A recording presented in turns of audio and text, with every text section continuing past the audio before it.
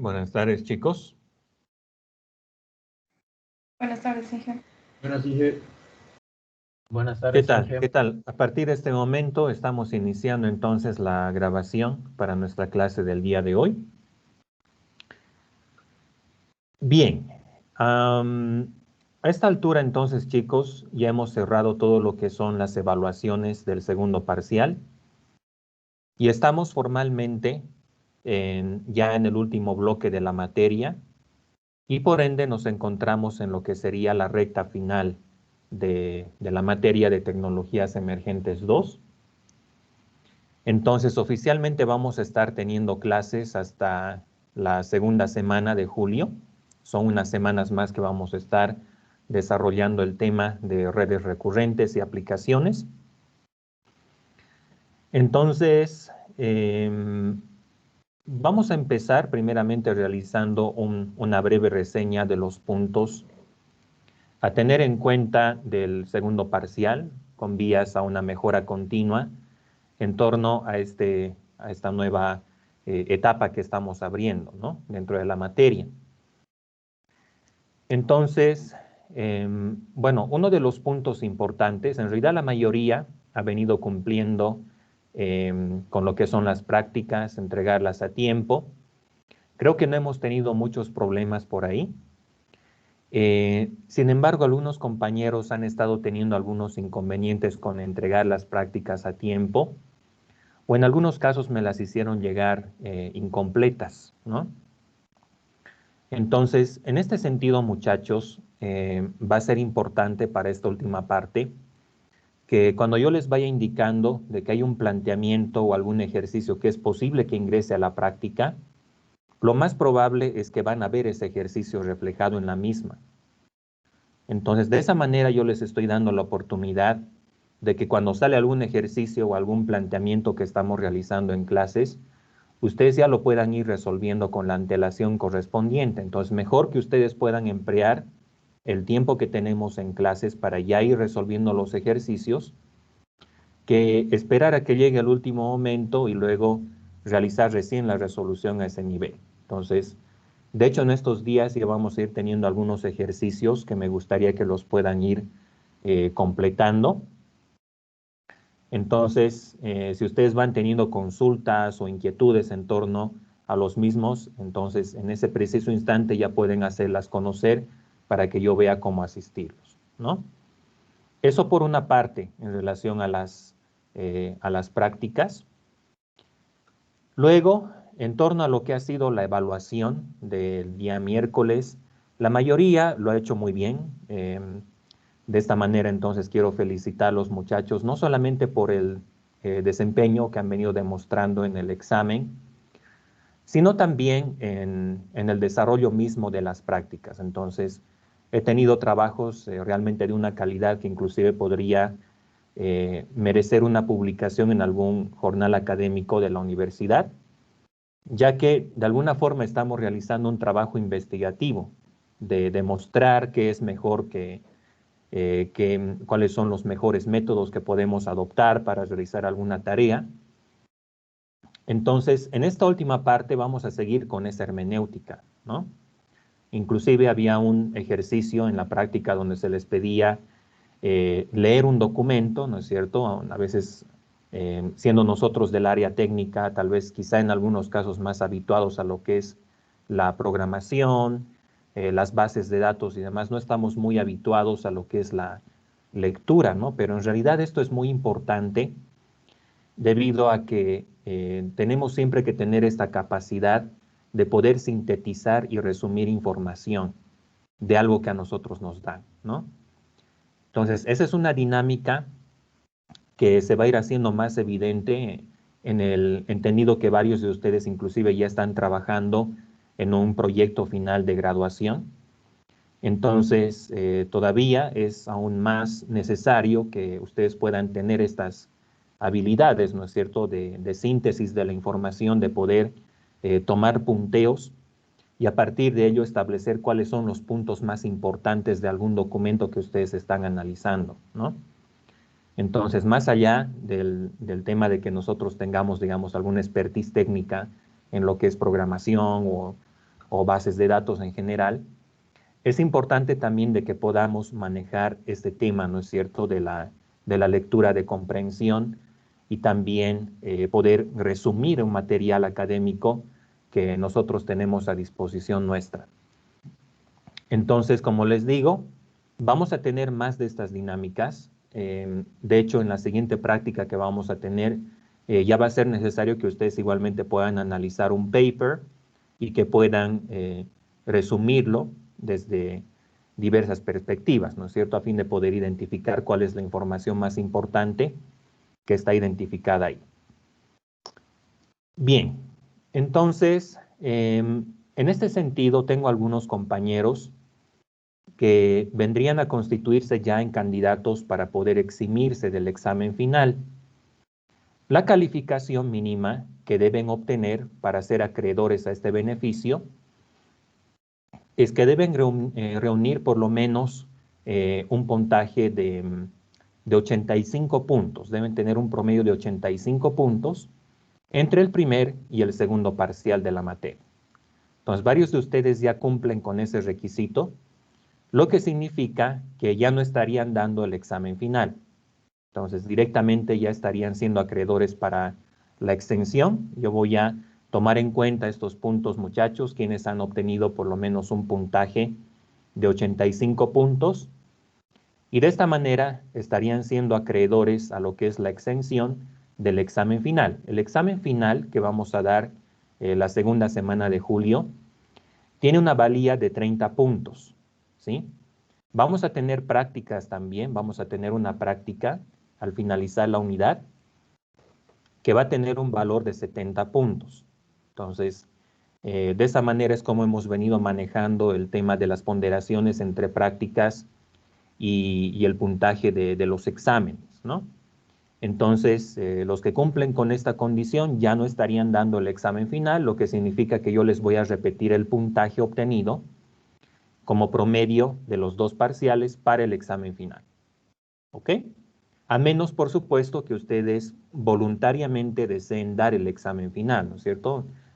Quizá inclusive alguien quisiera tal vez tener una nota un poco más alta o está casi seguro de que va a obtener una calificación que es superior, ¿no es cierto?, a lo que ya se han sacado como promedio de las dos primeras partes. Entonces, adelante con ello.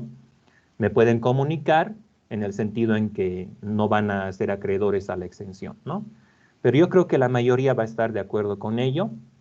Y bueno, en realidad estamos ya básicamente en lo último de la materia. Vamos a estar básicamente enfocándonos en una serie de aspectos adicionales que tienen que ver con redes recurrentes. Vamos a pasar a ver también lo que es NLP. Y al final vamos a estarnos enfocando en las características de diversos modelos que están a punto de definir lo que es una nueva, digamos, un nuevo estado del arte desde el punto de vista de las redes neuronales, ¿no? Bien, eso era entonces lo que quería indicarles de principio, muchachos. Vamos a pasar ahora a realizar la revisión del examen. Entonces, teníamos en total 20 preguntas. Todas ellas estaban vinculadas a aspectos que nosotros hemos estado abordando en la segunda parte de la materia. Entonces, la primera pregunta nos decía lo siguiente: ¿qué nos permite lograr el proceso de backpropagation de una red neuronal? El backpropagation, de acuerdo a lo que nosotros ya hemos venido indicando en el tema correspondiente, es el proceso de entrenamiento de una red neuronal cualesquiera. Entonces, hemos visto backpropagation de redes feed-forward, que son las redes neuronales tradicionales. Hemos visto backpropagation de redes convolucionales también. Y ahora estamos viendo backpropagation de redes recurrentes. Entonces, cualquier tipo de red neuronal tiene un proceso de backpropagation que consiste en actualizar los parámetros de nuestro modelo. Entonces, dentro del backpropagation, lo que nosotros vamos a hacer es que vamos a calcular la derivada del error respecto de cada parámetro, y esta derivada o gradiente la vamos a utilizar para actualizar los parámetros posteriormente. Eso es lo que vamos a hacer dentro del proceso de backpropagation. Entonces, en este caso, la segunda opción era la respuesta correcta. Se utiliza para actualizar los parámetros de nuestra red neuronal. Ese es el propósito. Bien. La siguiente pregunta nos decía lo siguiente. ¿Cuál de las siguientes definiciones define mejor la forma que tiene la función loss o loss function de una red neuronal? Habíamos visto, chicos, les había mencionado en clases de que los modelos de la regresión lineal y la regresión logística, los loss functions de este tipo de modelos, tienen una forma convexa más o menos así, ¿no? No me está permitiendo dibujar esto. Vamos a ver si podemos realizar un diagrama por acá. A ver.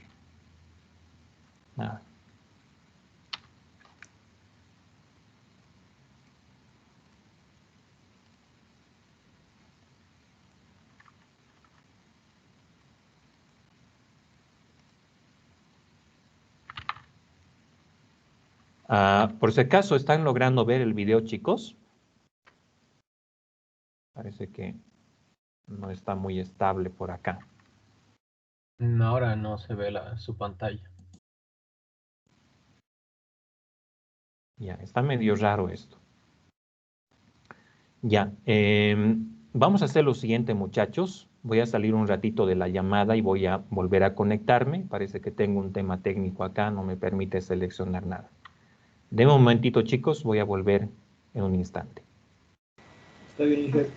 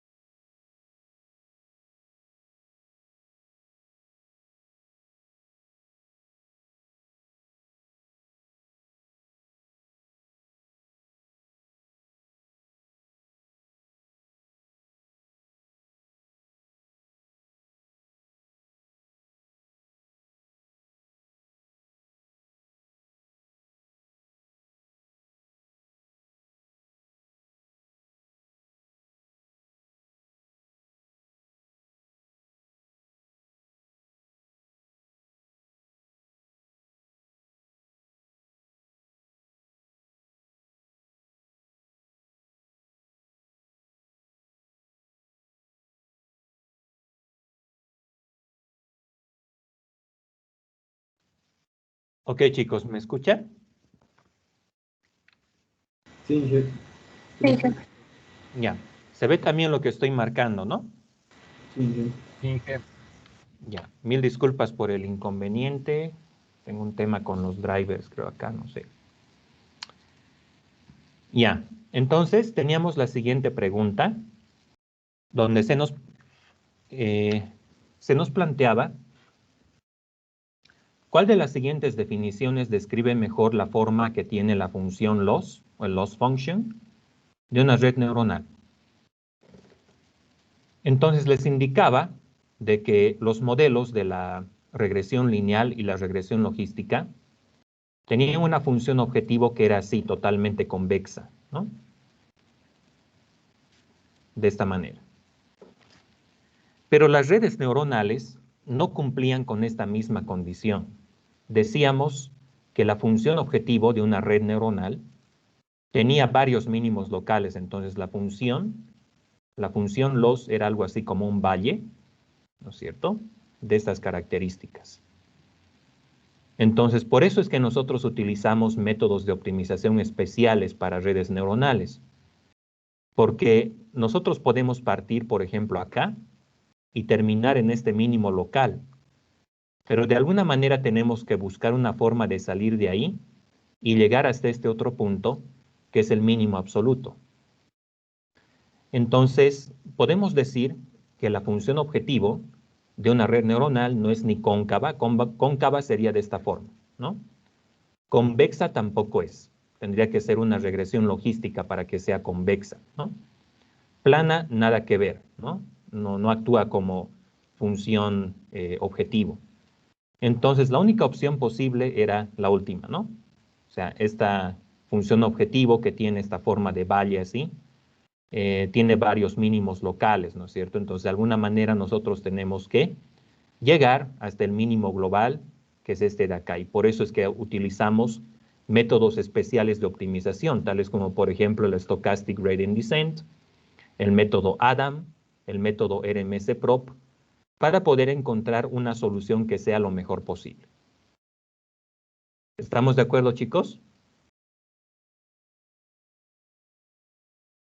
Sí, jefe. Ok.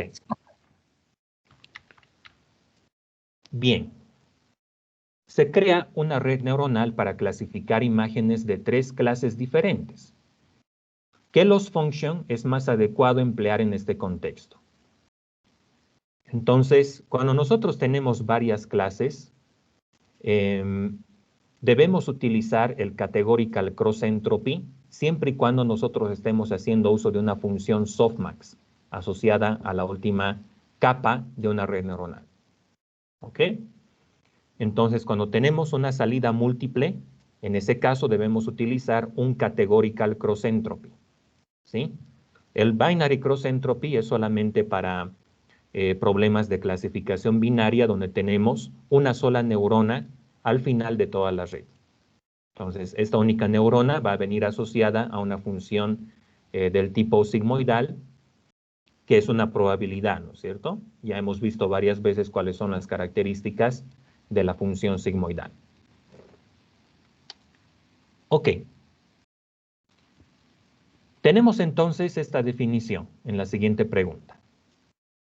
Equivale a 0 cuando x es menor o igual a 0 y forma un ángulo de inclinación de 45 grados con el eje horizontal positivo. Entonces nosotros podemos pictóricamente ilustrar esto así, ¿no?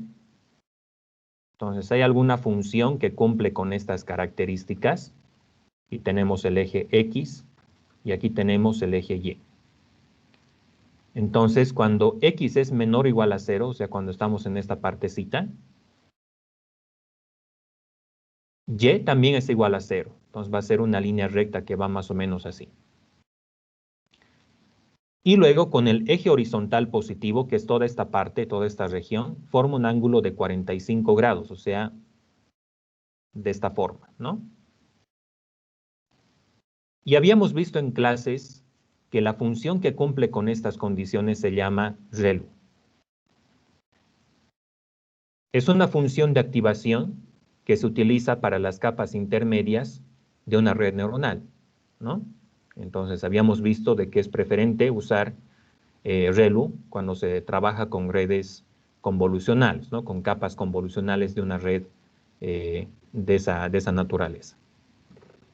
Entonces, la tercera opción era la correcta en este caso.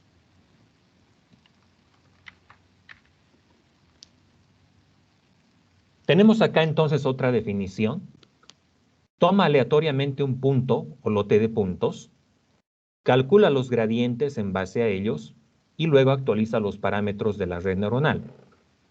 Nuevamente entonces podemos ilustrar esto pictóricamente. Tenemos nuestro dataset, donde hay varios puntos asociados. Y lo que este método que se describe acá es toma uno de estos puntos aleatoriamente, por ejemplo este de acá, y luego calcula los gradientes del error y actualiza los parámetros. Luego hace lo propio con otro punto, calcula los gradientes y actualiza los parámetros y así, ¿no? Entonces va tomando puntos de manera aleatoria. Puede tomar un solo punto o puede tomar varios puntos en la forma de un lote. Entonces, el método que habíamos visto que realiza este trabajo se conoce como Stochastic Gradient Descent. Es el gradiente estocástico, si ustedes quieren. Se le conoce como estocástico porque utiliza valores aleatorios, utiliza números aleatorios para definir cuál es el dato, cuál es el punto que se debe tomar del dataset y de ese modo realizar la actualización de los datos, según corresponde. Entonces, la última opción era la correcta en este caso.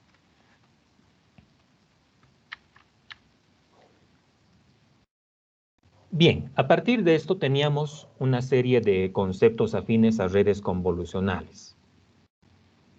Entonces, en la pregunta 7 nos dicen, ¿cuál de las siguientes opciones define la profundidad de una capa convolucional?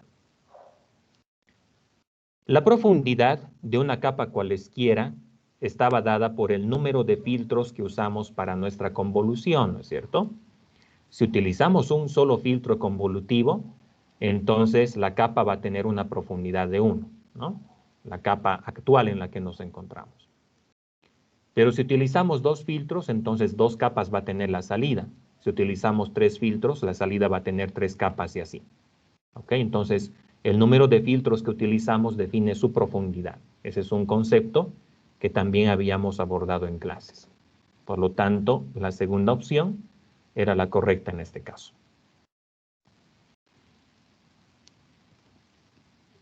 Sea una entrada de 10 por 10 con un filtro de convolución 3 por 3 con padding válido y stride igual a 1. ¿Cuáles serán las dimensiones de la salida? Entonces, habíamos visto que hay una fórmula que nos permite determinar cuáles son las dimensiones de la salida. Entonces, yo voy a decir, por ejemplo, que tanto el ancho como la altura son iguales a n, ¿no? Entonces, este n va a ser las dimensiones de la salida que nosotros estamos buscando calcular. Entonces, n era igual a las dimensiones de la entrada, ¿no es cierto? Ya sea ancho o altura de la entrada, que en este caso es 10, ¿no? Porque estamos trabajando con una entrada cuadrada. Entonces, 10 va acá, menos el tamaño del kernel, ¿no es cierto? Entonces, el tamaño del kernel que nos dan en este caso es 3. Entonces, va a ser 10 menos 3 más 1.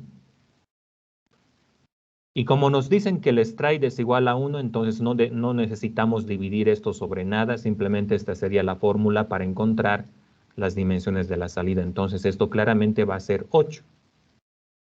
Y como la entrada es cuadrada, entonces esto va a ser 8 por 8 en realidad, ¿no? Que le corresponde a la primera opción que ustedes pueden ver acá, chicos. ¿Ok? ¿Todo bien hasta acá? Sí, Inge. Bien. En relación a la anterior pregunta, si utilizamos el padding same, ¿cuáles serían las dimensiones de salida? Bueno, ahí ya ni siquiera es necesario hacer el cálculo. Decíamos que el padding same asegura de que la salida va a tener el mismo tamaño de la entrada, ¿no? Entonces, como la entrada es 10 por 10, directamente elegimos la segunda opción, que es 10 por 10. Tenemos acá otra definición. Está compuesto por varias capas convolucionales 3 por 3 seguidas de una capa de max pooling. Tenemos varias opciones: bloque residual, bloque inception, bloque VGG o ninguno de los anteriores. Cuando estuvimos hablando acerca de la red convolucional VGG, les había indicado de que esta red convolucional tiene varias capas, ¿no es cierto?, del mismo tamaño. Todas ellas utilizan una convolución de 3 por 3. Y luego viene un bloque de max pooling que reduce todo a la mitad, ¿no? Entonces yo tengo varios de estos bloques, varios bloques que tienen capas convolucionales 3 por 3, seguidos de un max pooling. Entonces, ¿quién cumplía con estas características? En este caso era el bloque VGG, que de hecho es la respuesta correcta en este caso. Entonces ahí no había dónde perderse, siempre que nosotros vemos una secuencia de convoluciones, ¿no es cierto? 3 por 3, mismo tamaño, seguido de max pooling. Entonces estamos hablando de un bloque VGG. ¿Cuál de las siguientes operaciones se utiliza al final de un bloque inception para unir las capas? La suma, la resta, la concatenación o el residuo. En el caso de las capas inception se utiliza la concatenación. ¿Ok? Entonces, algo que habíamos visto en clases es que podemos tener, por ejemplo, un bloque inception naive o un bloque inception avanzado que ustedes mismos investigaron en la práctica, ¿no? Entonces, el bloque inception básico solamente tiene una convolución bottleneck, tiene una de 3 por 3, una de 5 por 5, con un max pooling a la derecha. Entonces, ¿qué ocurre con todos estos? Se concatenan al final por medio de la profundidad. Lo mismo ocurre en el bloque inception avanzado, con la diferencia que nosotros le ponemos bottlenecks a las otras capas también. Pero al final lo que vamos a hacer es que vamos a concatenar todo el conjunto y eso define el bloque inception, tal como lo habíamos descrito. Entonces, en este caso, la operación que se realiza al final es la concatenación. ¿Cuál de las siguientes es una característica de una capa bottleneck? Bueno, indirectamente se los mencioné hace un momento. Una capa bottleneck es una capa que tiene convolución 1 por 1. ¿Ok?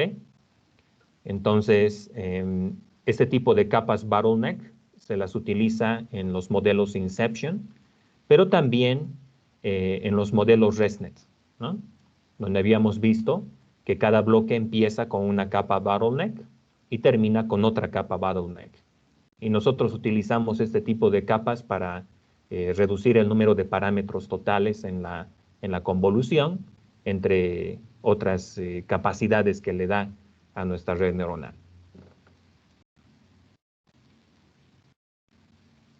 Tenemos acá otra definición que dice: es una convolución completa entre las derivadas del loss function y cada salida con un filtro rotado en 180 grados. Entonces, si ustedes recuerdan, habíamos visto en la parte de convolución, en la parte de backpropagation, mejor dicho, de redes convolucionales, de que por una parte teníamos la entrada y por otro lado teníamos el kernel convolutivo. Ambos elementos entonces pasaban por una convolución que nos daba como resultado una salida. Entonces, luego teníamos acá una derivada del error respecto de la salida, y acá teníamos una derivada del error respecto de X, y acá teníamos otra respecto de W. Habíamos indicado de que esta derivada del error respecto de X, o sea, de la entrada a la convolución, tenía esta característica que ustedes inclusive han deducido en la práctica, ¿no? Que era una convolución de las derivadas respecto de la salida. O sea, esto era más o menos así. Una convolución de las derivadas del error respecto de las salidas. Era un full convolution, o sea, tenía este padding a los lados, ¿no es cierto? Eso lo vimos en clases también. Por el filtro rotado 180 grados, que era algo que salía de las deducciones con las derivadas que habíamos hecho, ¿no es cierto? De los filtros y todo esto. Entonces, esta derivada de acá es la que cumple con esta condición. Entonces, esta derivada de acá vendría a ser el backpropagation del error respecto de la entrada de la convolución X, o sea, esto, ¿no? Esta entrada a la convolución. Entonces, claramente acá, la tercera opción era la correcta. Por si acaso, chicos, esta otra derivada, ¿qué era? Era otra convolución, ¿verdad? Aprovechando que estamos acá. ¿Cómo era esta derivada? Eran los inputs de X por las derivadas respecto del output o algo así. por las derivadas respecto del output, o sea, de esta forma era, ¿verdad? Eso era la otra derivada. Ok. Bien, sigamos entonces.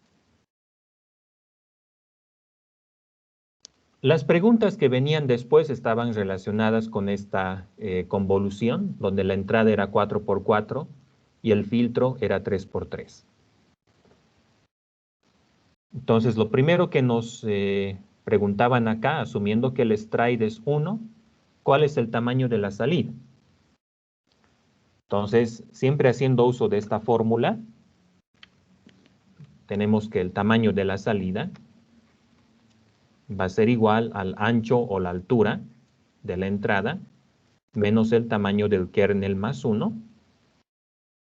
Entonces, en este caso, como el ancho de la entrada es 4, la altura es lo mismo, el kernel igualmente es cuadrado, entonces aquí va a ser 3 más 1. Entonces, esto nos da como resultado 2. Por lo tanto, la salida va a ser 2×2. Que de hecho es lo que tenemos acá, ¿no? Esta tendría que ser la opción correcta. Muy bien. ¿Cuál es el resultado de la convolución en la primera fila y primera columna, obviamente de la salida, ¿no? Entonces, lo que teníamos que hacer era calcular la convolución de esta parte, de todo esto de acá, con el kernel que nos están proporcionando, ¿no? Entonces, la operación de convolución sería de esta forma. El primero con el primero sería 5 por menos 1, menos 5. 10 por menos 2 es menos 20. 15 por menos 1 es menos 15.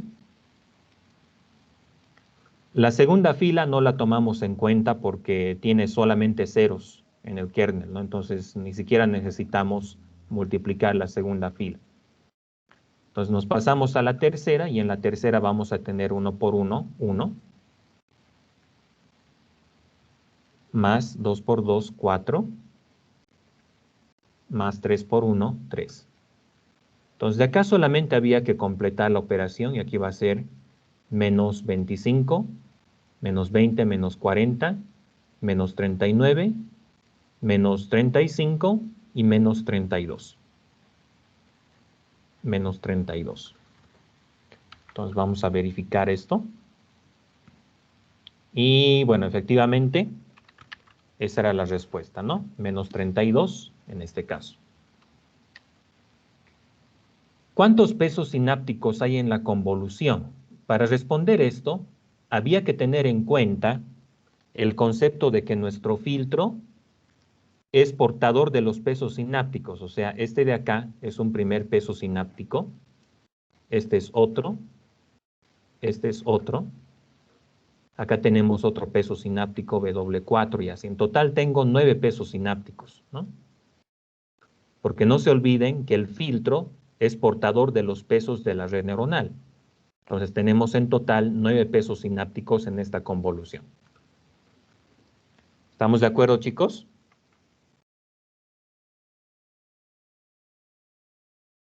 Sí, Inge. Ok. Entonces la respuesta en este caso era 9. Si agregamos 2 filtros más de las mismas dimensiones, ¿cuántos parámetros tendremos en total, incluyendo el bias? Entonces, el primer filtro que estamos evaluando, ya tiene 9 pesos en total, ¿no? Va a tener 9 pesos. Si le ponemos 2 filtros más a la convolución, entonces voy a tener en total 18 pesos, ¿no? Si le pongo 2 filtros más. Entonces, hasta acá vamos a tener 27 pesos. Pero por otra parte, también tenemos que tener en cuenta de que cada uno de los pesos, cada uno de los filtros en realidad va asociado a un bias, ¿no? Entonces aquí voy a tener dos bias, perdón, un bias, ¿no? Un bias para la convolución que estamos realizando ahora. Y si estamos agregando dos filtros más, entonces vamos a tener obviamente dos vías a este nivel.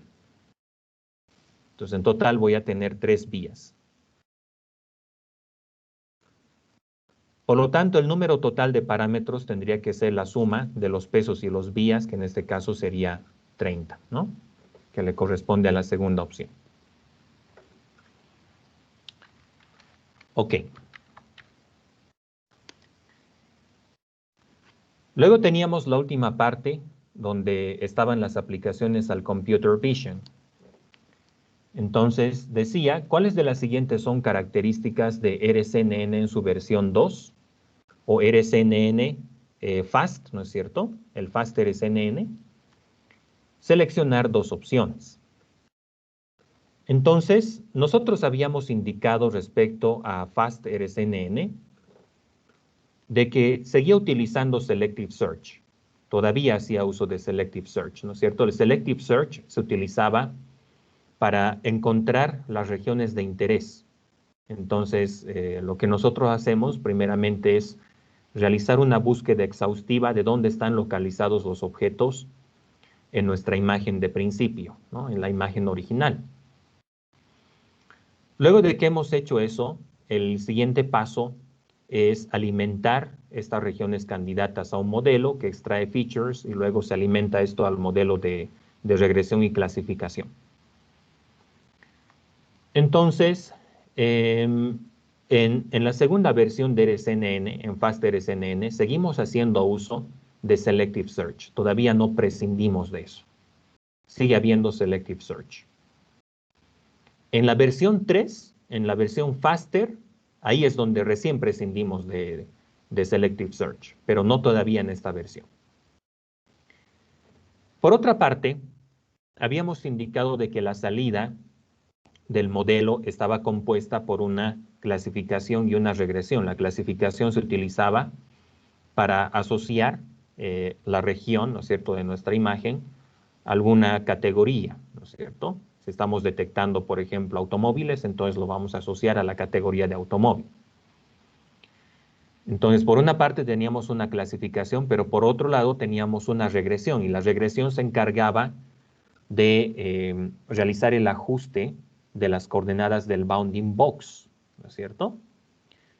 Entonces, esto también lo tenemos en RSNN Fast, lo tenemos en la versión Fast. Entonces vamos a tener un modelo regresivo para determinar las coordenadas del bounding box y vamos a tener el de clasificación para poder asociar la región de interés, el ROI, a alguna categoría determinada. Entonces teníamos que elegir la primera opción porque todavía se utiliza Selective Search y la última porque utilizamos un modelo de regresión para poder determinar las coordenadas de cada bounding box. ¿Cuál de los siguientes elementos integran la salida de YOLO, el modelo YOLO? You only look once, ¿no? Habíamos indicado que la última capa del modelo YOLO tiene que expresar, por una parte, las coordenadas de la detección, ¿no es cierto? Las coordenadas del bounding box. También nos tiene que decir qué hay dentro de ese bounding box.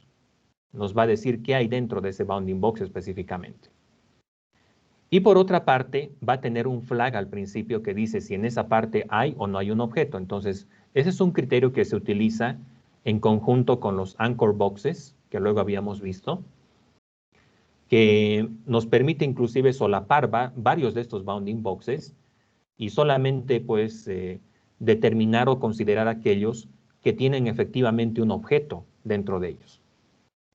Entonces, ¿qué era lo que tenía una salida de YOLO? Tenía que tener este flag que identifica si dentro del bounding box hay un objeto o no hay. Tenía que tener las coordenadas, en total 4, ¿no es cierto?, del bounding box. Y también un vector one hot que le correspondía al identificador de la clase, a la cual pertenece el objeto que está dentro de este bounding box que estamos circunscribiendo. Entonces, teniendo en cuenta eso, la primera opción era claramente la correcta en este caso. ¿En qué consiste el proceso de non-maxima suppression en detección de objetos? Cuando detectamos un objeto, podemos tener varios bounding boxes que lo circunscriben, ¿no es cierto? Podemos tener, por ejemplo, un primer bounding box que está cerca, otro que está un poquito más alejado y otro que está abajo. Al final, nosotros nos tenemos que quedar con el mejor bounding box que circunscriba de la mejor forma posible al objeto que estamos tratando de encontrar en nuestra imagen, ¿no? Entonces, para poder hacer esto, hay varios criterios que podemos adoptar. Por ejemplo, podemos tomar el criterio de la máxima probabilidad predictiva. Entonces, el bounding box que tiene la máxima probabilidad predictiva es el que se queda y todos los demás que están cerca son eliminados.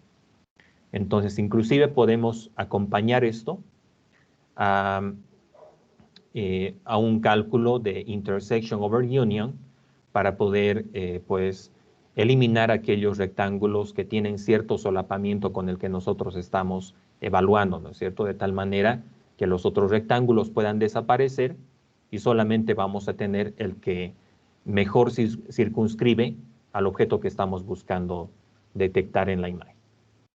Entonces, en este caso, la segunda opción era la correcta, ¿no es cierto? Eliminar los bounding boxes que no enmarcan correctamente el objeto. Luego teníamos una pregunta de cálculo donde nos daban las coordenadas de dos bounding boxes. Entonces voy a tratar de hacer el diagrama por acá para ver cómo funcionaría esto. Entonces tenemos un primer bounding box cuadrado de 20 por 20, ¿no? Donde la coordenada izquierda es 20 y la superior también es 20. Tenemos otro bounding box de estas mismas características, es igualmente cuadrado, pero empieza en 21, en la coordenada 21 por 21. Entonces podemos ver de que ambos bounding boxes tienen un buen solapamiento. Ya a simple vista nosotros podemos ver eso, ¿no? Entonces, intersection over union es el ratio entre el área, ¿no es cierto?, de la intersección de los dos rectángulos, o sea, todo esto que estoy pintando ahora, entre el área total conformada por los dos rectángulos que tenemos en este caso, ¿no? Entonces, sabiendo que el ancho y la altura son 20 y 20 en ambos casos, entonces la coordenada X de este primero tendría que ser 40. Y la de este otro tendría que ser 41, ¿no? Y esto empieza en 21. Y acá lo propio, 41 verticalmente, ¿no? Entonces, lo primero que se hace acá es determinar cuáles son las coordenadas, cuáles son los valores del ancho y de la altura de la intersección, o sea, de la parte que está dentro. Entonces, acá vamos a tener base de la intersección, altura de la intersección. Entonces, la base de la intersección la podemos calcular a través de la diferencia de la coordenada derecha del primer bounding box que está acá, el cual tiene 40, o sea, 40 en el eje X, ¿no? Menos el límite izquierdo del segundo bounding box, ¿no es cierto? Que podemos ver que es el que está limitando por esta parte. Y eso está a una altura de 21, ¿no? A una coordenada de 21. Entonces esto nos daba 39. 40 menos 21, no, esto es 19, ¿no? 19. Entonces, de ese modo es como calculamos la base de la intersección. La altura, de igual manera, ¿no? Entonces, la altura la podemos obtener sabemos que aquí hay 40, ¿no es cierto? En el eje Y. Entonces aquí va a ser 40. Menos el techo, que es, bueno, si esto es 20, entonces esto es 21. Entonces aquí va a ser 21 igualmente. Entonces acá, de igual modo, es 19. Por lo tanto, el área de la intersección es igual a la base de la intersección por la altura de la intersección. Entonces, 19 por 19 es 361. ¿Estamos de acuerdo, chicos? Sí, Inge. Ok. Entonces ya tenemos el área de la intersección. Ahora tenemos que calcular el área total de los dos rectángulos, ¿no? Entonces, para eso, primeramente necesitamos el área del primer rectángulo.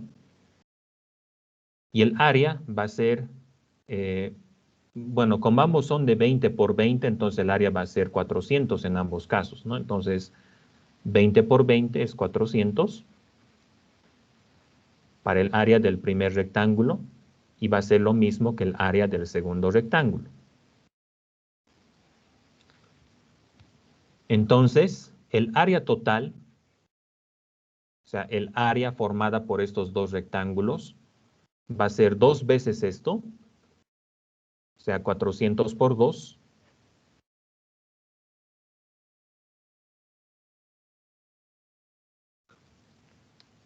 menos 361, ¿no? Entonces, esto sería 800 menos 361. Entonces, esto va a ser 9, que es 3, y aquí es 4. ¿Estamos bien con eso, chicos? Por si acaso, 439.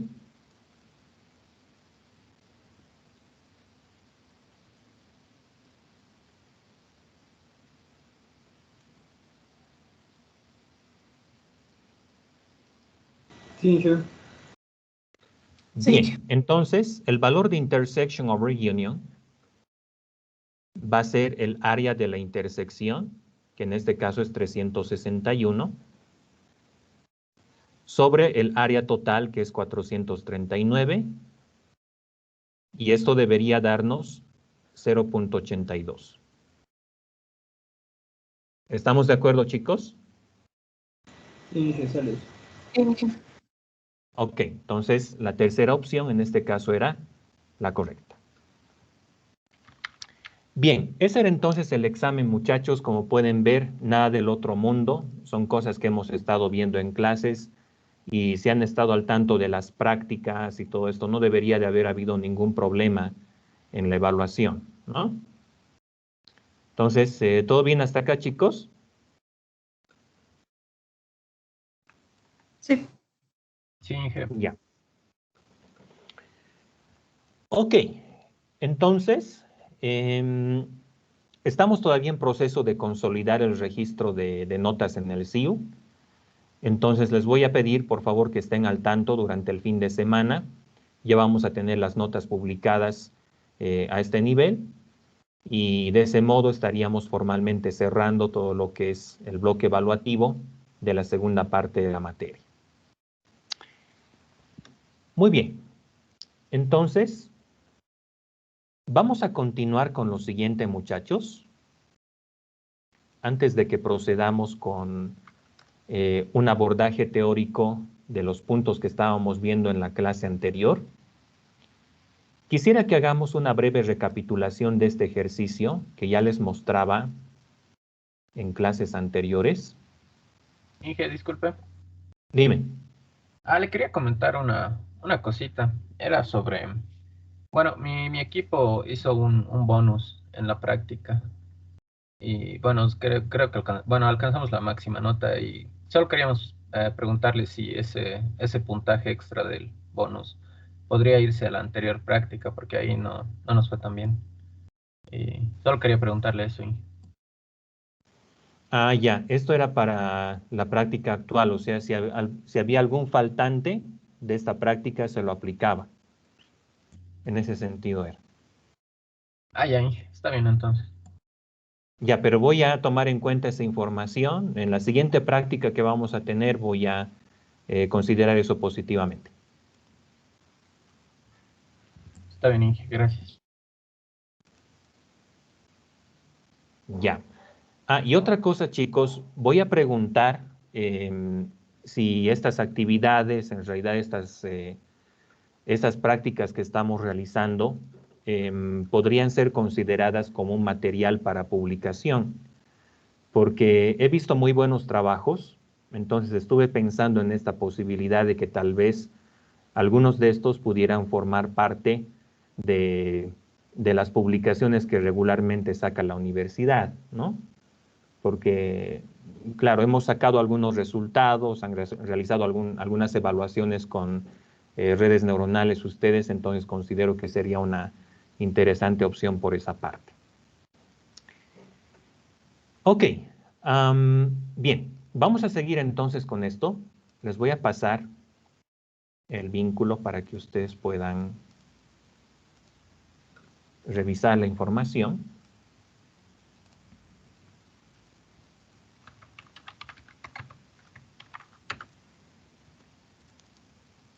Ok, en la clase anterior estuvimos trabajando con este ejemplo que es acerca de implementar una red recurrente básica desde cero, haciendo uso de NumPy y, bueno, solamente algunas librerías para visualizar y otras cositas. Entonces, acá el planteamiento era cómo podemos crear una red recurrente solamente haciendo uso de NumPy, ¿no?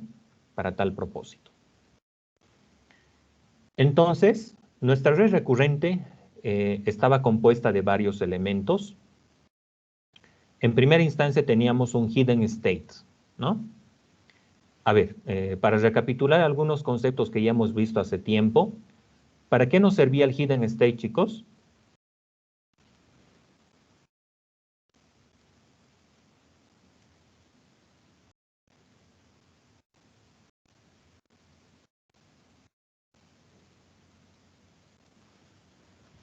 ¿Cuál era el propósito del hidden state en una red recurrente?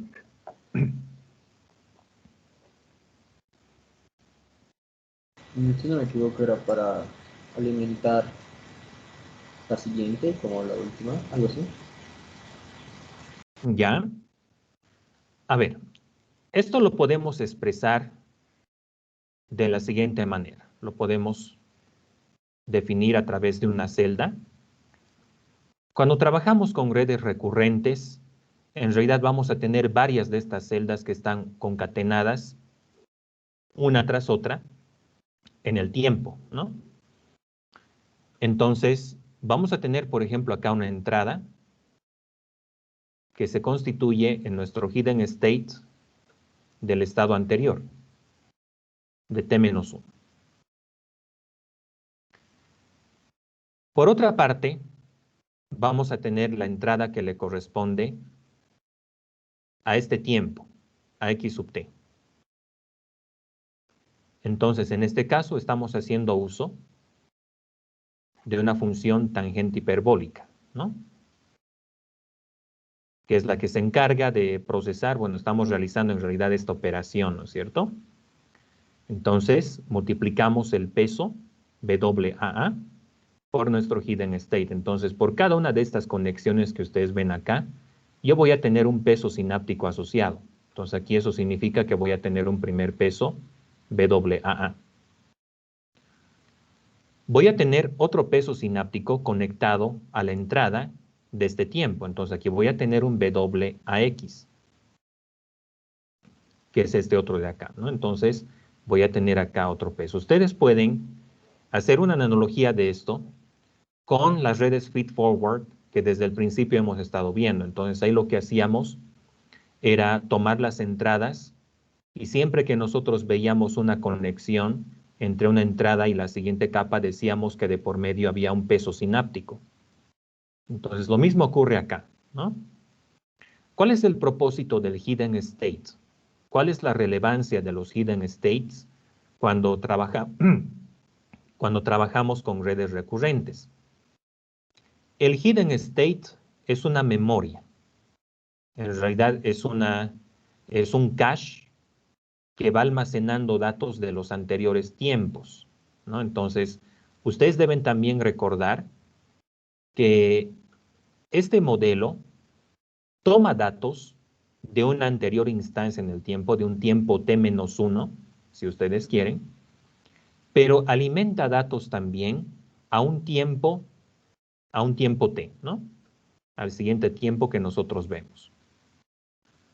Entonces, como resultado de realizar esta operación de la tangente hiperbólica, va a salir el hidden state actualizado, A super t, que es lo que denota la expresión matemática que estamos viendo en este caso, ¿no? Entonces, este hidden state A que nosotros identificamos se encarga de recolectar información. En realidad es una memoria que tiene nuestro modelo, ¿no? Es una memoria que va recolectando datos de cosas que ha visto en todo el lapso temporal en el cual se desenvuelve nuestra red recurrente. Entonces, suponiendo de que yo, por ejemplo, tengo una secuencia de varias palabras, ¿no es cierto? Entonces, la primera palabra decimos que es hola a todos. Entonces, hola se puede codificar haciendo uso de one hot, ¿no es cierto? Hay varias formas en realidad en las cuales yo puedo codificar la palabra hola, pero vamos a suponer que haciendo uso de one hot va a ser, por ejemplo, 1000.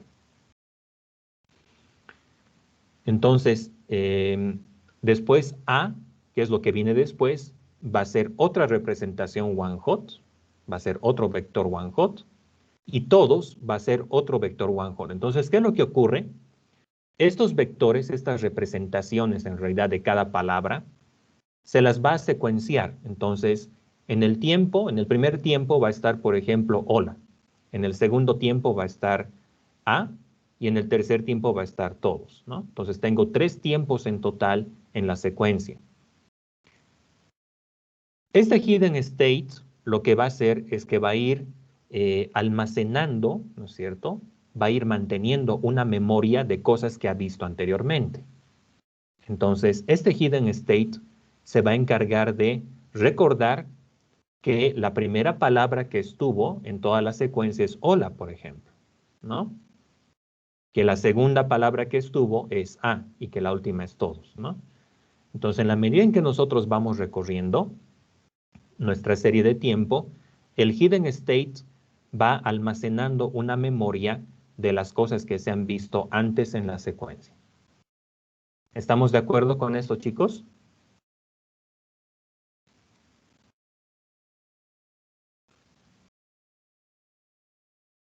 Sí, Inge. Sí. Entonces, al principio, cuando estábamos empezando a ver redes recurrentes, habíamos visto de que estos modelos se los podía expresar también como un bucle al mismo nodo, ¿no es cierto? Entonces, este A de t-1 y A sub t se lo puede expresar también como un bucle que conecta al mismo nodo en la celda, ¿no? Bien. Entonces, la primera operación que estamos haciendo es calcular una tangente hiperbólica de esta operación, ¿no? Podemos decir entonces que esta es nuestra capa intermedia de la red recurrente. Ahora, algo importante que siempre debemos tener en cuenta, chicos, es que esta es nada más una representación, porque en realidad yo puedo tener varios de estos. Puedo tener varias de estas unidades dentro de una misma celda. Puedo tener 2, puedo tener 3, 4, 5, etc. Yo defino cuántas neuronas de estas características voy a tener dentro de la celda. El hecho de que yo solamente esté viendo acá una es por temas de representación, pero en realidad yo puedo tener varios de estos. De la misma forma en que en una red feed-forward yo puedo crear varias unidades, puedo definir varias unidades en las capas intermedias. ¿Ok? Bien. Entonces, por otra parte, tenemos también la predicción. tenemos una predicción, o sea, algo que sale de acá. Y nuestra predicción es Y sombrero super T. Ahora, les decía que siempre que nosotros vemos una conexión, por ejemplo, de estas características, como esta es nuestra predicción, ¿no es cierto? Entonces, entre esta neurona y esta de acá, tiene que necesariamente haber una conexión. Y esa conexión va a estar dada por W y E sub A, que es lo que podemos ver en este caso, ¿no? Entonces, ¿qué es lo que vamos a hacer? Bueno, nuestra predicción puede ser binaria, pero puede ser multiclase también. En este caso estamos asumiendo que la predicción es multicategoría. Y por ese motivo es que estamos utilizando una función softmax para realizar la predicción. ¿Ok?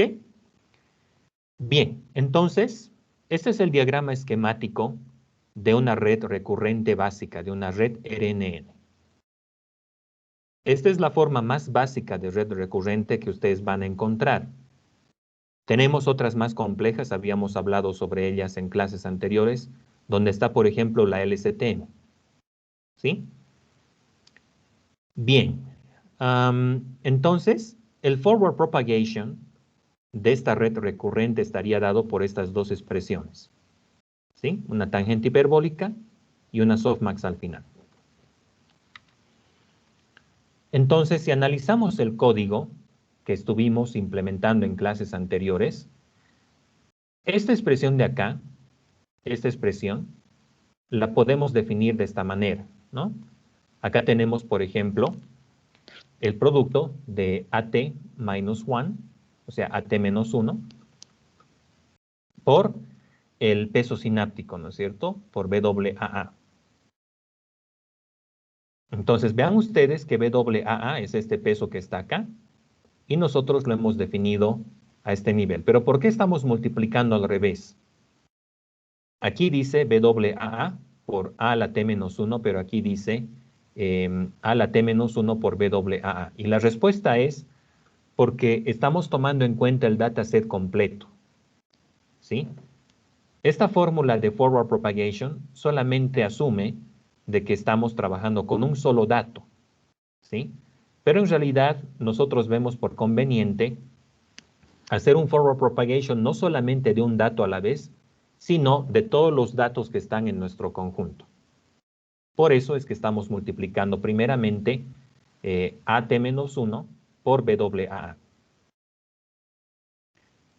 Luego, también podemos ver de que se está multiplicando XT, que es lo siguiente que viene acá, por BAX, ¿no? O sea, estamos multiplicando estos dos elementos, el BAX, que lo tenemos en la celda, por el XT, que son las dos cosas que se están multiplicando a este nivel. Ahora, algo que conviene destacar acá es que también le vamos a alimentar un bias a esta capa, ¿no es cierto? A esta neurona que ustedes pueden ver. Entonces vamos a tener un bias sub A, que luego le aplicamos la función de activación tangente hiperbólica y todo lo demás, que es lo que podemos ver reflejado a este nivel. Entonces la predicción se la realiza a través de una función softmax, que es la que vemos después acá, ¿no?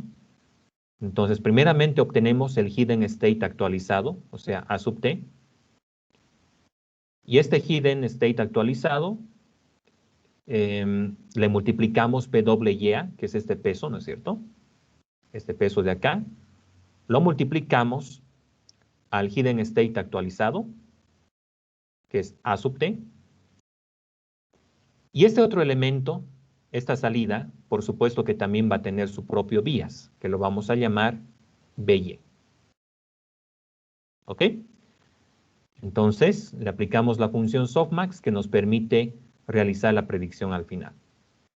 Entonces, al final, el resultado de nuestro forward propagation se ha de constituir en dos cosas. Primeramente, vamos a tener el hidden state actualizado, el AT,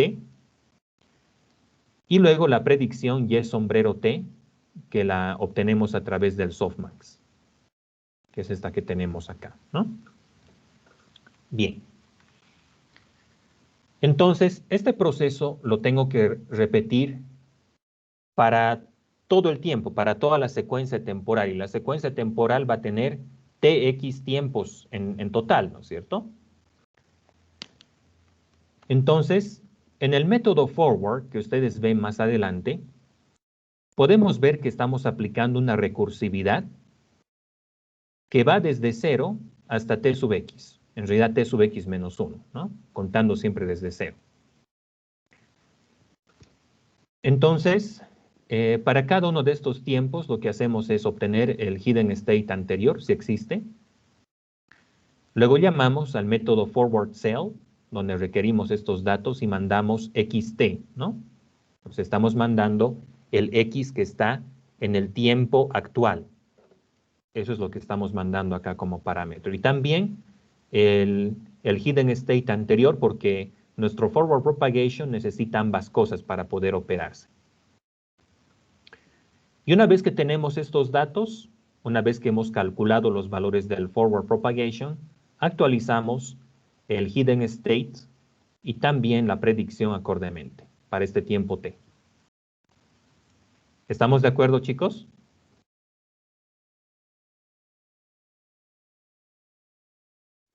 Sí, Inge. Ok.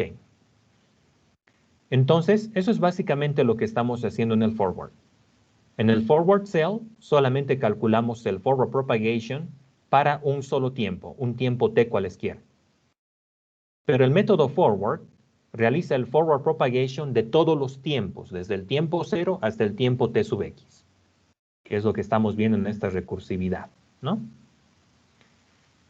Después tenemos el loss function, y como estamos trabajando con un escenario categórico, este loss function tiene que ser el categorical cross entropy, que se calcula de esta manera, ¿no? Esto ya lo hemos visto varias veces, entonces no debería ser nuevo para ustedes, ¿no? Ahora, el backpropagation. El backpropagation está dado por todas estas expresiones que ustedes pueden ver acá, muchachos. Estas son las expresiones del backpropagation. Y acá va un poquito lo que yo quisiera que ustedes vayan completando. Primeramente tenemos que calcular la derivada del error respecto de A, ¿no? Si aplicamos derivadas, en realidad vamos a encontrar que esto es 1 menos tangente hiperbólica al cuadrado de toda esta cantidad, ¿no? Entonces, si esta celda es una tangente hiperbólica, entonces su derivada va a ser 1 menos tangente hiperbólica al cuadrado, ¿no? Eso ya por defecto es lo que tenemos. Por eso es que acá la derivada del error respecto de A es 1 menos tangente hiperbólica de todo este conjunto, de todo esto de acá, elevado al cuadrado, que es lo primero que podemos apreciar. Ahora, aquí hay un tema interesante que se está haciendo. Bueno, me gustaría que ustedes traten de completar las otras ecuaciones que están definidas acá, ¿no? Para las otras derivadas. Pero antes de eso, me gustaría que presten atención a un tema interesante. Y en este caso, lo que estamos haciendo es aplicar una técnica que se conoce como gradient clipping. ¿En qué consiste el gradient clipping? Cuando trabajamos con redes recurrentes, puede ocurrir de que nosotros ingresemos en dos escenarios. Ya sea de que en el proceso de entrenamiento ingresemos en un escenario de exploding gradient, o sea que los gradientes del entrenamiento van teniendo valores muy altos, o bien puede ocurrir lo contrario, de que los valores de los gradientes se van haciendo cada vez más próximos a cero. Nosotros podemos evitar el escenario en el cual los gradientes toman valores muy altos, valores prohibitivamente altos, siempre que nosotros tenemos valores ya sea muy altos o muy bajos. Recuerden ustedes que el problema es la precisión computacional. Empezamos a perder precisión y eso compromete el proceso de entrenamiento de nuestro modelo. Entonces, para el tema del exploding gradient, lo que podemos hacer es aplicar una técnica que se conoce como clipping. Entonces el clipping consiste en hacer que el gradiente, los valores de los gradientes estén solamente dentro de un rango de valores aceptable, por ejemplo, 1 y -1. Entonces vean ustedes acá, chicos, de que en este primer caso, para calcular la derivada del error respecto de BWA, que es uno de los pesos que tenemos, estamos aplicando un clipping, ¿no? Que va de -1 a 1, que son los límites que nosotros estamos definiendo acá. Lo mismo tenemos que hacer en los otros casos. Entonces, estas expresiones que ven ustedes acá, las tienen que igualmente calcular en NumPy, pero luego de hacer eso le tienen que aplicar el clipping también, como se lo hizo en el caso de la primera derivada que ustedes pueden ver. Esto típicamente se lo hace para los pesos, pero puede ser útil también aplicarlo con los vías, ¿no? De todas maneras, les animo a que ustedes puedan probar el clipping con todas las derivadas que están a este nivel, ¿no? Tanto de los pesos como de los vías que tenemos asociados a esta celda. Bien, entonces, este método backward cell calcula el backpropagation, pero solamente para una celda, ¿ok? Un solo backpropagation, entonces solamente va a obtener el backpropagation para esta celda de acá. Entonces, nosotros necesitamos hacer una retropropagación en el tiempo, o sea, partir del último tiempo y terminar en el primero. Entonces, aquí viene una primera pregunta para ustedes, chicos. ¿Por qué creen que estamos haciendo este reversed acá en el bucle?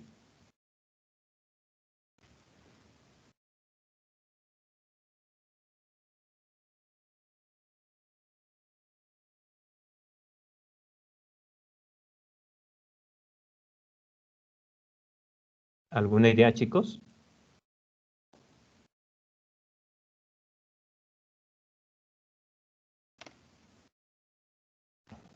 ¿Cómo es que dicen?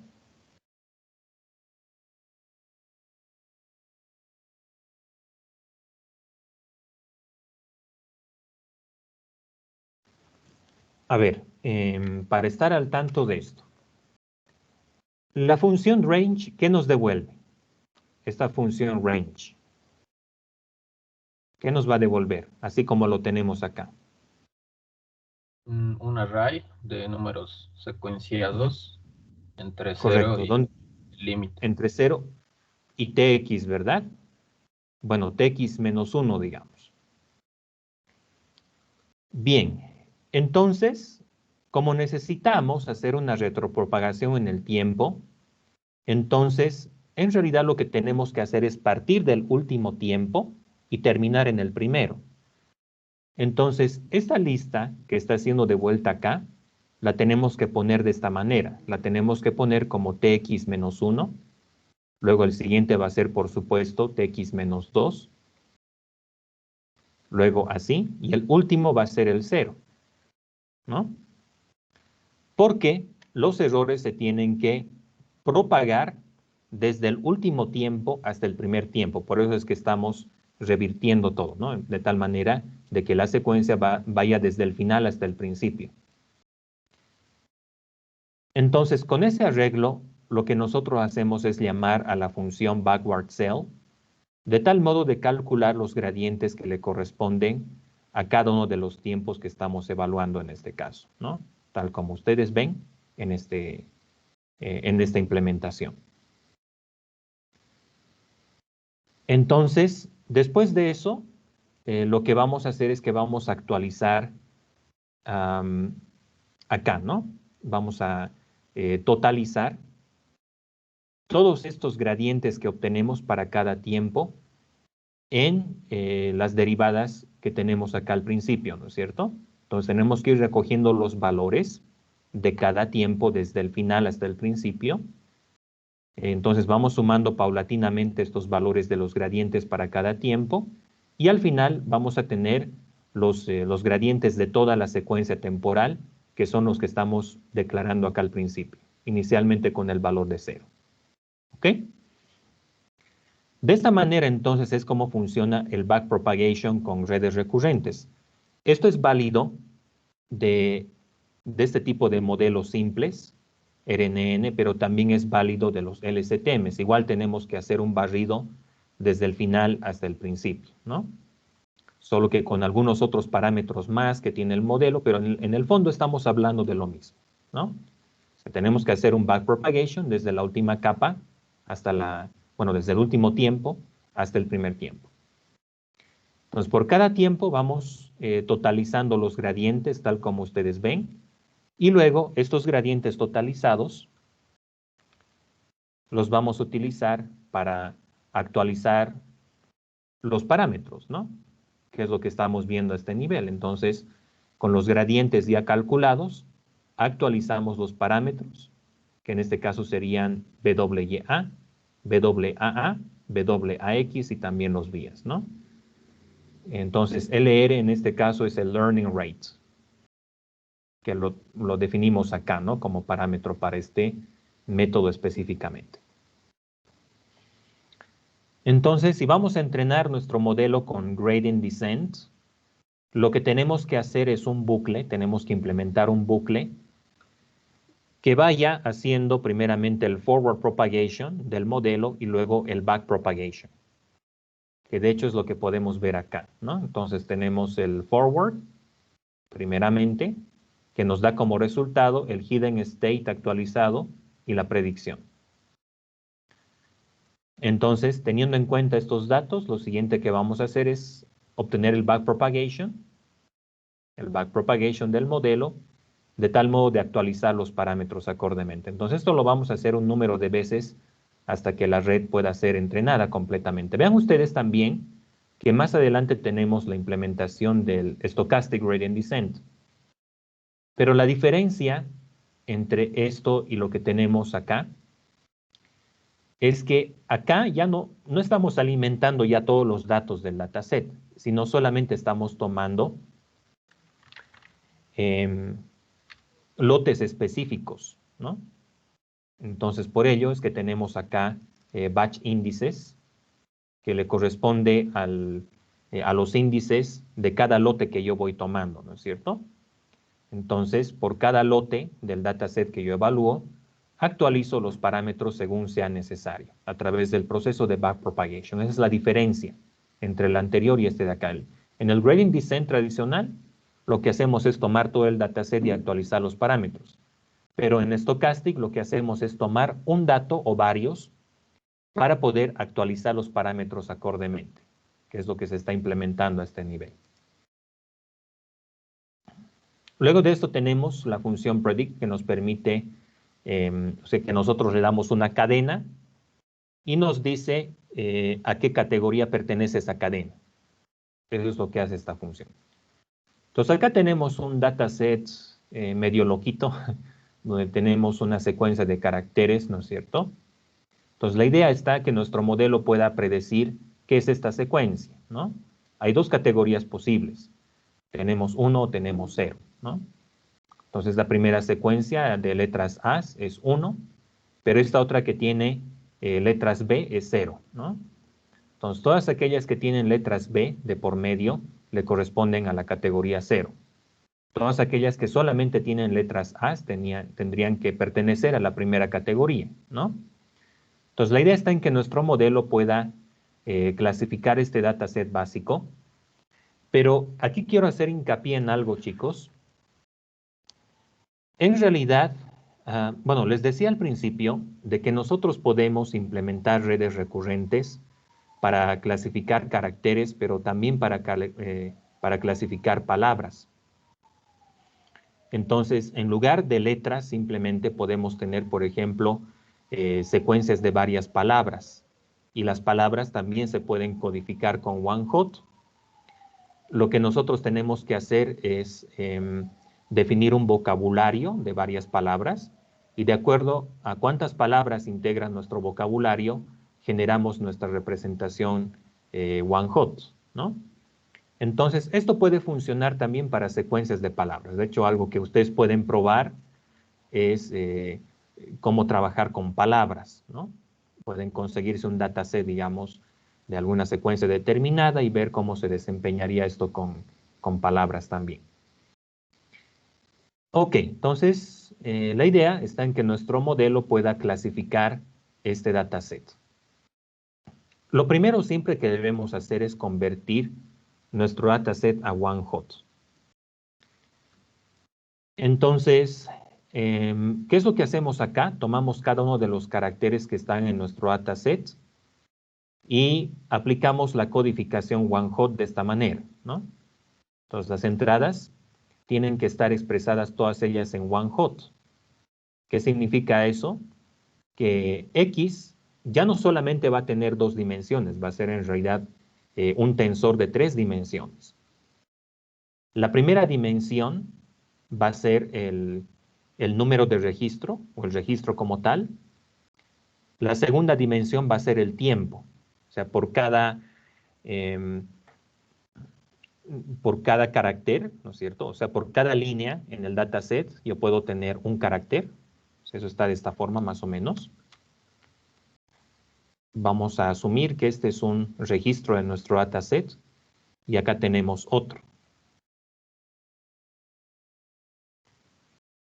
Entonces, por una parte, vamos a identificar cuál es el índice del registro en nuestro dataset. Por ejemplo, acá tenemos el primer registro y acá tenemos el segundo registro.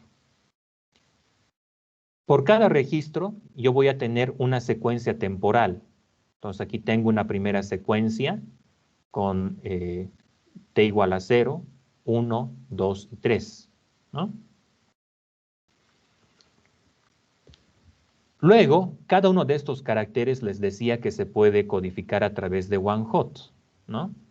Entonces, esta letra A la podemos poner de esta manera. La podemos poner, por ejemplo, como 1, 0, 0, porque tenemos solamente 3 letras en nuestro vocabulario, ¿no? La A, la B y la C. Entonces, la A le va a corresponder a la primera posición de las 3 posibilidades que tengo. Entonces, lo propio va a ser acá, ¿no? Esto es para el primer registro. Acá otra vez voy a tener 1, 0, 0, luego 1, 0, 0, y acá igualmente 1, 0, 0. Luego, acá otra vez voy a tener 1, 0, 0. ¿Y acá qué tendría que ser, chicos?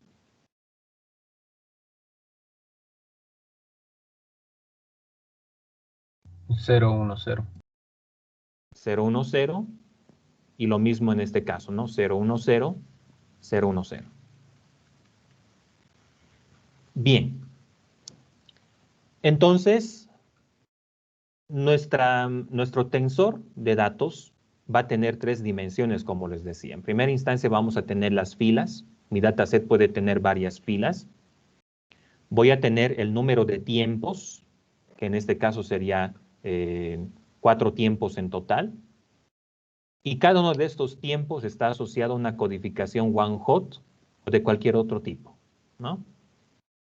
Entonces, por ello es que ustedes pueden ver que hay 3 índices que están utilizándose para identificar los elementos del tensor X, ¿no? Entonces, el primero es para la fila, el segundo es para el tiempo y el tercero es para la codificación one hot de cada carácter. Entonces, ahí donde le corresponda a la codificación one hot le ponemos 1, ¿no? Todo lo demás es 0. La respuesta se tiene que codificar de una manera similar, ¿sí? Pero en este ejemplo en particular, solamente debemos tomar en cuenta la última respuesta. Entonces voy a tener, por ejemplo, esta secuencia de letras A le corresponde a la predicción 1. Entonces el último tiempo es el que decide la predicción que debe tener toda la secuencia. Pero puedo tener también predicciones intermedias, ¿no? O sea, puedo tener una primera predicción asociada a este tiempo, puedo tener otra a este y así, ¿no? Puede haber datasets que requieran que yo obtenga predicciones en el interín, pero en este caso, en este ejemplo que ahora estamos viendo, la predicción solamente está asociada a toda la secuencia. Entonces, toda esta secuencia de acá significa algo, que va a ser nuestra predicción y de tx menos 1. Por ello es que estamos llenando, ¿no es cierto?, el último valor acá, con tx menos 1, según lo que pueden ustedes identificar en esta configuración que estamos haciendo. Ok, entonces de esa manera preprocesamos nuestro dataset y una vez que ya lo tenemos, pues ya podemos entrenar nuestro modelo y en este caso vean ustedes que va a ir convergiendo, ¿no? Entonces hay un punto en el cual ya empieza a estabilizarse.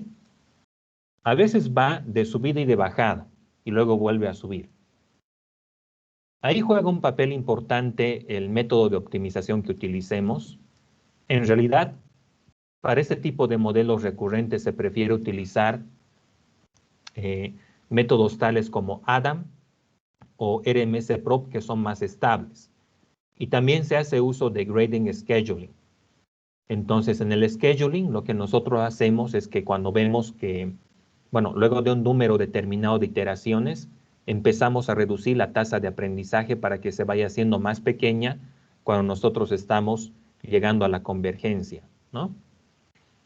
Entonces, bueno, este tipo de técnicas son necesarias con redes recurrentes porque puede ocurrir de que mientras yo voy entrenando, luego otra vez se sale y empieza a aumentar otra vez, ¿no? Entonces, eso generalmente se da porque mi tasa de aprendizaje es muy alta. La tasa de aprendizaje está bien que sea alta cuando estamos empezando a entrenar, pero tiene que reducirse de alguna manera cuando estamos llegando al óptimo, ¿no? Entonces, por ello, si ustedes tratan de correr esto, en algunos casos va a volver a subir otra vez porque estamos manteniendo la misma tasa de aprendizaje en todos los pasos, ¿no? Que, bueno, puede ser un punto de mejora, algo que ustedes pueden tratar de implementarlo también, ¿no es cierto? Es nada más aplicarle un factor a la tasa de aprendizaje cada determinado número de iteraciones que nosotros cumplimos. Pero bueno, en este caso el entrenamiento se ha dado de esta forma, pero he tenido casitos en los cuales ha vuelto a subir otra vez y luego ha bajado así, ¿no? Bien, me gustaría entonces que le echen un vistazo a este notebook, muchachos. Ya les he descrito a grandes rasgos en qué consiste.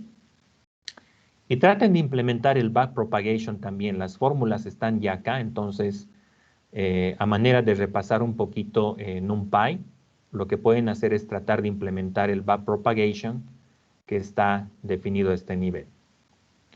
Les voy a dar entonces unos minutitos, muchachos, hasta las 18:25 para que puedan trabajar con eso. Adelante, muchachos, entonces, denle un vistazo al notebook y traten de resolverlo.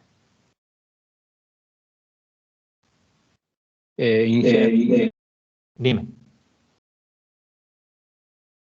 una pregunta. Dime.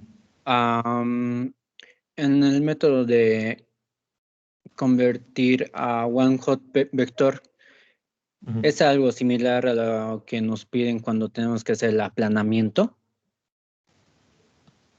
El aplanamiento. No, en realidad eso es un concepto distinto. En el aplanamiento lo que nosotros hacemos es convertir una salida multidimensional en un vector.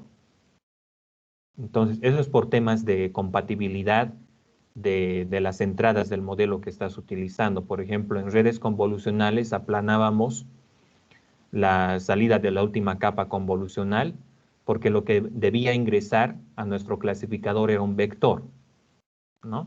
El clasificador es una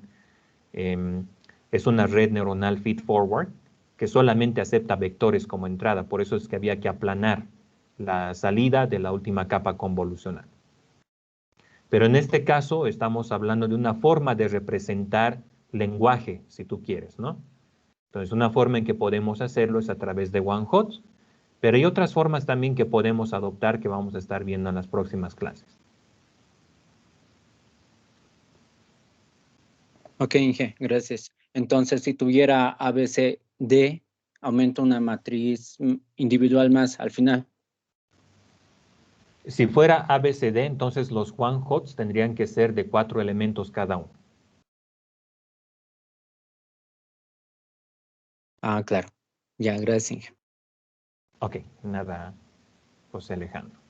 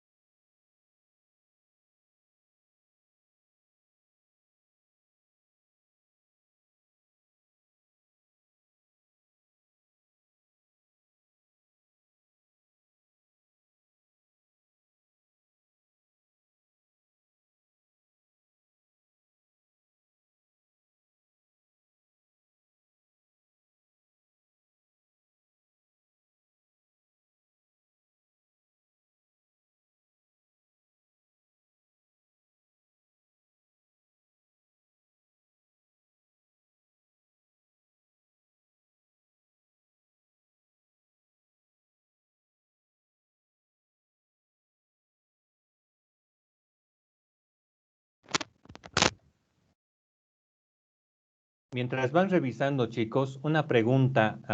Por si acaso ya llenaron la evaluación docente en el CIO. Sí, Inge. Ok, Sí. perfecto. En caso de no haberlo hecho aún, les voy a pedir que puedan tomarse unos minutitos para poder revisar eso también, ya que es algo que nos han solicitado durante la semana.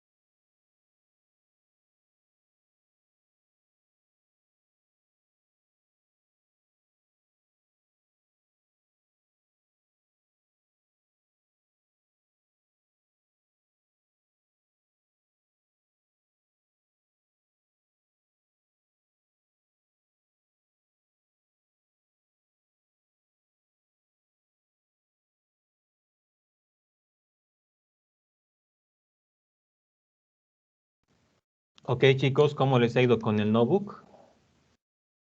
¿Pudieron revisarlo?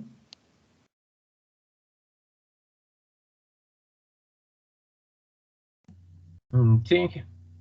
Sí. Bueno, sí, seguía revisándolo nomás. El fin de semana lo voy a completar, lo del backpropagation. Ya. Ok. Con la hermenéutica que ya les venía mencionando, chicos, es posible que este ejercicio forme parte de la práctica. Entonces vayan revisándolo. Va a haber uno más similar que vamos a estar viendo en próximos días sobre LSTM. Entonces, igualmente les voy a ir dando algunas bases a ese nivel sobre cómo proceder. Bien, entonces aquí vamos a quedar para nuestra clase del día de hoy. Yo voy a pasar a verificar la asistencia en este momento.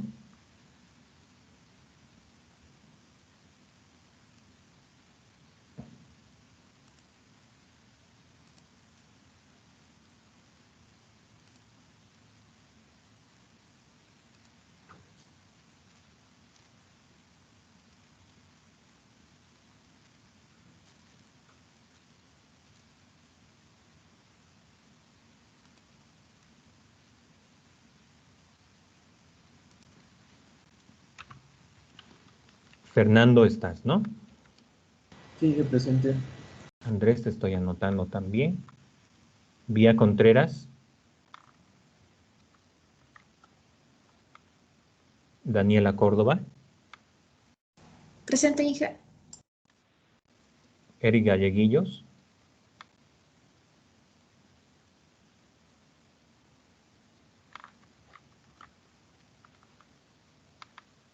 Christopher y Laquita. Presente, Inge.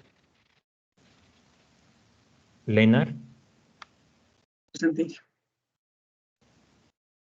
Brian, Presente, Inge. Eduardo,